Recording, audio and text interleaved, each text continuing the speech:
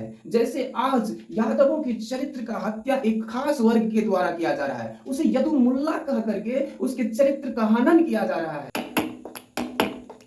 इंसान इंसान न रहा, इंसानियत मर गई है। इंसान इंसान न रहा, इंसानियत मर गई है। जरा गौर से देखो, इंसानों के आंख पर पाखंड की चादर पड़ गई है। हे हाय हेलो नमस्कार, मैं आपका दोस्त मिस्टर साजन यादव। आज मैं चर्चा करने वाला हूं कि राजनीतिक सुख भोगने के लिए लालची लोग षड्यंत्र के तरह कितने प्रकार की हत्या करते हैं संसार में। तो आइए इधर उधर की बात न करते हुए हम सीधे चर्चा करते हैं कि राजनीतिक सत्ता सुख भोगने के लिए कितने प्रकार की हत्या की जाती है। तो इसका सटीक से उत्तर होगा कि 4 प्रकार की हत्या की जाती है समाज में। प्रथम हत्या है बौद्धिक हत्या, दूसरा हत्या है मानसिक हत्या, तीसरा हत्या है चारित्रिक हत्या और चौथा हत्या है शारीरिक हत्या। तो आशा करता हूं कि मैं आप लोगों की ये बातें समझ में आ रही होगी कि आज मैं किस टॉपिक पर गहराई से चर्चा करने वाला हूं। और अब आप अगर थोड़ा रुक के समझ देते हैं तो बिल्कुल स्पष्ट हो जाएगा और समाज के चालाक वर्गों को समझने की क्षमता हो जाएगी। तो सबसे पहले हम चर्चा कर लेते हैं कि बौद्धिक हत्या किसको कहा जाता है, बौद्धिक हत्या को कैसे अंजाम दिया जाता है।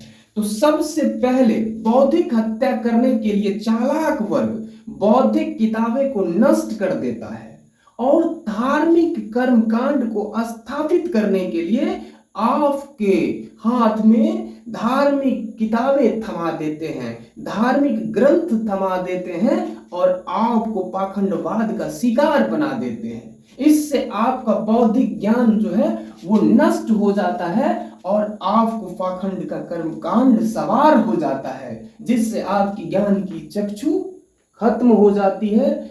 आप धर्म के आगे सच बोलने से डरने लगते हैं। तो इसी को साधारण भाषा में कहा जाता है बौद्धिक हत्या, अर्थात आपके बौद्ध का, आपके ज्ञान का हत्या कर देना। दूसरे नंबर पर आता है मानसिक हत्या।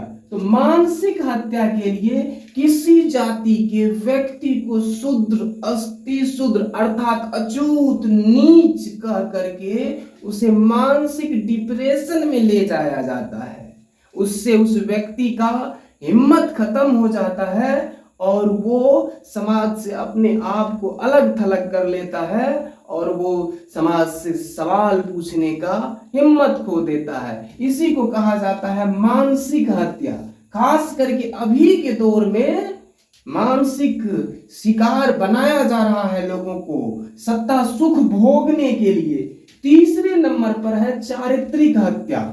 इस हत्या के तहत किसी व्यक्ति, किसी जाति के समुदाय के चरित्र को जो है हत्या किया जाता है। जैसे आज यादवों की चरित्र का हत्या एक खास वर्ग के द्वारा किया जा रहा है, उसे यदु मुल्ला कह करके उसके चरित्र का हनन किया जा रहा है।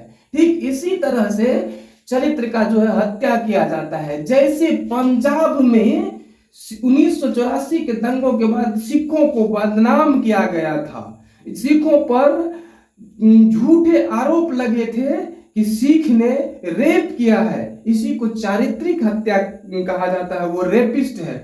उसके बाद आता है चौथे नंबर में शारीरिक हत्या। शारीरिक हत्या राजनीतिक सत्ता और धर्म की सत्ता को स्थापित करने के लिए की जाती है। जैसे पृथ्वी को परशुराम द्वारा क्षत्रिय मुक्त करना जैसी मनगढ़ंत कहानियां गढ़ना राजनीतिक हत्याएं थी। सबसे खतरनाक हत्या तो बौद्धिक हत्या होती है। अगर आपकी शारीरिक हत्या हो भी जाती है तो सिर्फ शरीर मरेगा, आपका विचार नहीं, विचार जिंदा रहेगा। इसीलिए अगर आपकी शरीर की हत्या होती है तो हो जाने दीजिए, लेकिन विचार को जिंदा रखिए। इसी से आपका आने वाला पीढ़ी राज करेगा। बहुत बहुत धन्यवाद। आशा करता हूं संक्षिप्त में आपको ये सारी बातें समझ में आ गई होगी।